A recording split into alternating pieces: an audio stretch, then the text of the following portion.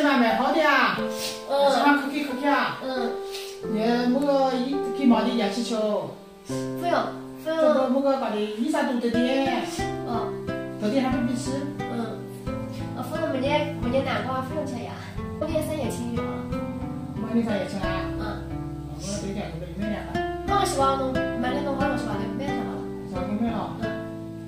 主要这个。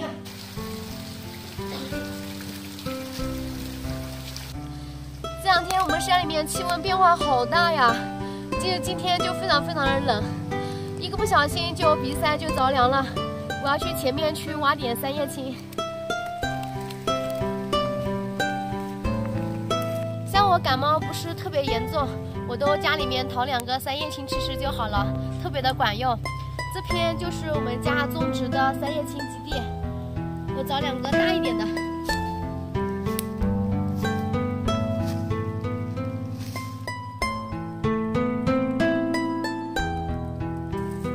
看，这个就是3叶青了，3片叶子的。在我们山里面温度还是很低，其他的还没有开始长出来。像这种的下面就会有块茎了。我们山里面这个是防野生种植的，所以都和那个草杂乱无章了，不知道哪个是哪个了。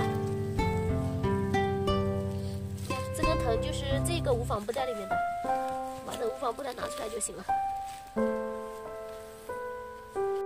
哇，这么大个啊！天哪！一打开就有惊喜了。你看，刚刚打开就挖到一个这么大的，这个呢我们已经种了有4年了，马上就可以产出了。没想到一打开就这么大个了。你看，我们浙江当地品种的3叶青就长这样子的，像长到这么大，它的成效就非常高了。有的地方的品种会长得像地瓜一样大，但是那一大袋还不及这一小个呢。像这个无纺布袋里面肯定有非常多。哦，你看又发到，哇，又找到这么2个好漂亮的。虽然我平时呢就吃这么1个就够了，但是呢挖给大家看一看，看一下是不是非常的漂亮。这个小一点的，让我再找一找。哈哈，你看这边又挂了1个，你看这个像小葫芦一样，全部都挂满了。在我们这边啊，还有一个当地的土花叫金丝吊葫芦，看像不像一个葫芦一样？就是连起来了。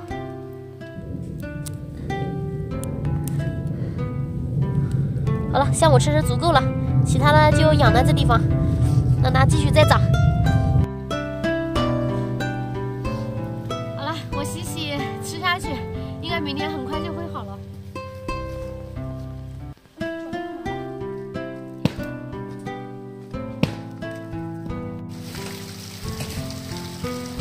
我这样洗好就可以吃了，用开水洗了一下。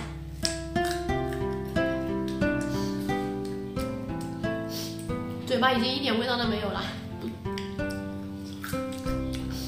每日吃下去，第2天喉咙就没这么痛了，